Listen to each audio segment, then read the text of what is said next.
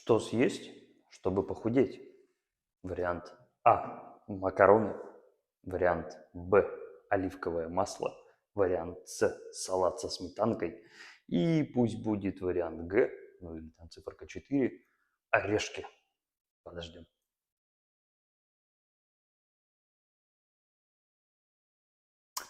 Итак, Жиробас, если ты выбрал орешки, ты никогда не похудеешь. Почему? Потому что калорийность орехов превышает, все допустимые значения для похудения, назовем это так, потому что жир дает нам 9 калорий. Если ты выбрал салатик со сметанкой, тоже, увы, потому что в сметане, опять же, слишком много жира. Если ты выбрал заправку в виде оливкового масла, которое так полезно для здоровья, да, для здорового организма и не для тебя жирная эта скотина.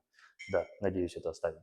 И макароны, которые все ненавидят, потому что не способны похудеть. Увы, макароны твердых сортов пшеницы будут давать наименьшую калорийность, поэтому если хочешь похудеть, жри макароны.